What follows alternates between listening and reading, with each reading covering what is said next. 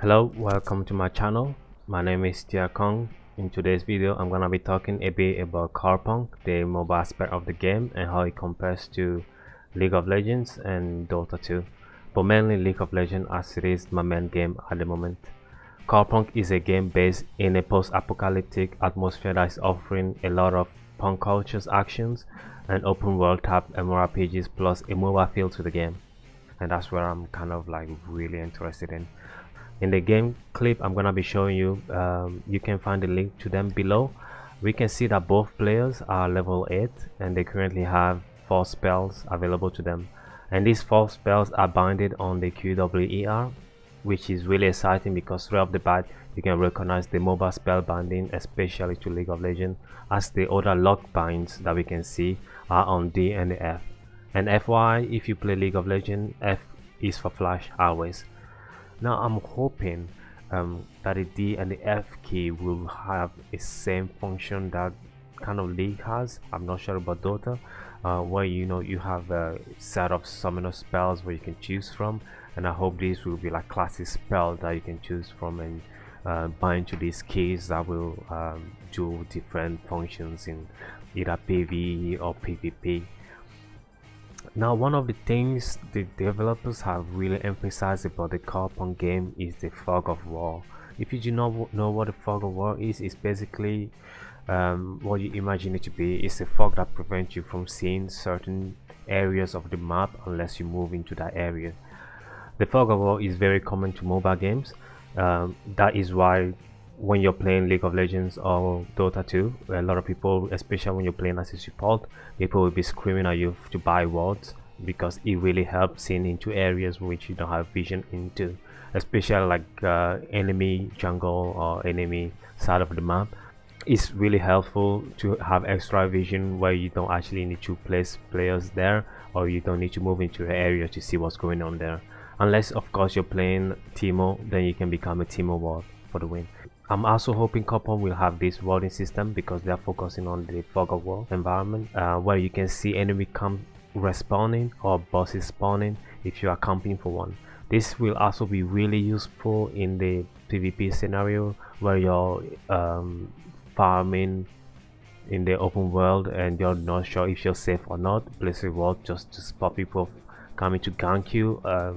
In the same way you can place a wall to spot people trying to farm certain camps that you are trying to get for yourself.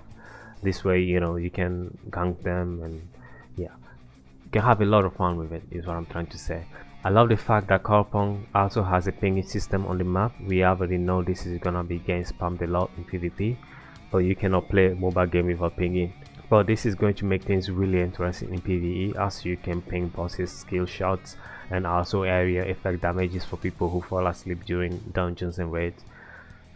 So I'm really keen and I'm really excited to see how that all plays out in the when the game launches soon.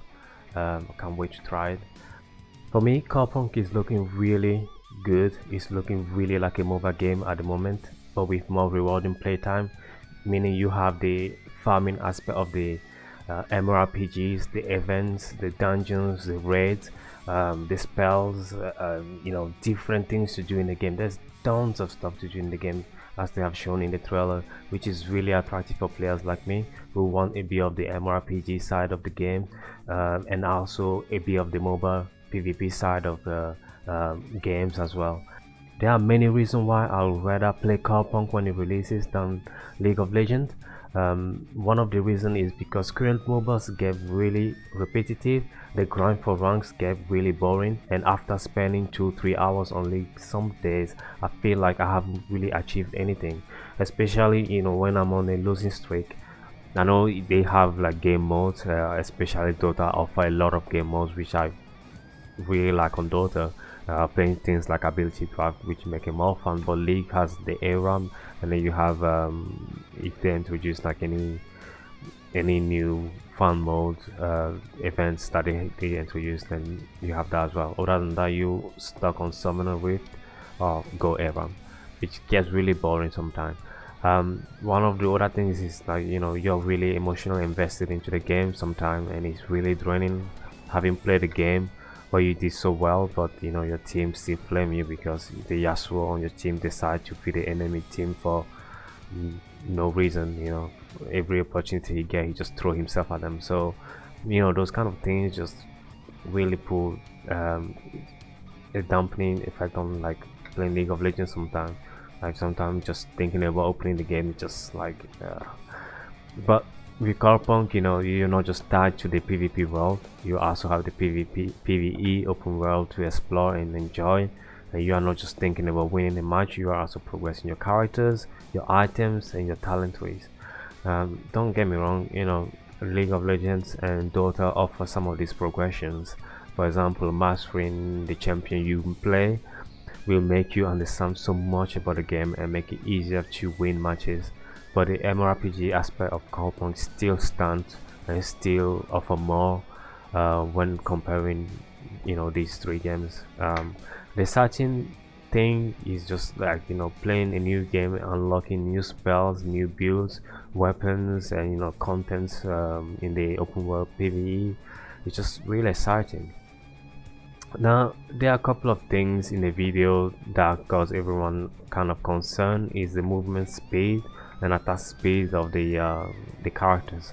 The question was already addressed by Eugene in a different video, which you will find in the link below, but the gameplay still feels like it could use a bit more of a boost, because comparing, let's say, League of Legends characters movement from level 1, even level 1 to these champions or these characters in the gameplays, it's almost like they are lagging. So if you ever play on a PvE side for League of Legends, you would kind of see that it's kind of resemble that a bit, you know, because you're connecting from Europe to, well, if you're in Europe, you're connecting from Europe to a North American server, and you just feel there's a lag in the movement and attacking, which is not really cool when you're trying to PvP and make everything really fast paced, cast your spells really fast, you know, do combos. I know they say they can address this by buying items, but you don't necessarily want to have to build into just movement and attack speed items. For example, if you're playing some assassin type characters, you want to be able to go in there, kill the person fast, you know, not just doing your slow motion attack. They can dodge that so easily. And the same way, if you're playing a ranged character, you want to be able to kite your enemy, you know, not having to move so slowly that it, you know, it doesn't really feel like the kiting. Same way for the melee champions, you know, you can get kited easily and you can barely attack anything. So I'm hoping they will put a bit more base movement and attack speed to the characters, but other than that, I can't really see any flaws so far, unless the game release and we see more of the gameplay or more of actually playing the game. Then I'll have more to comment on. But yeah, these are my thoughts on COREPUNK, and I hope you enjoyed this video. If you do, please leave a like, comment below for anything I haven't covered, and if you want to cover them, or if I'm missing anything, let me know your thoughts.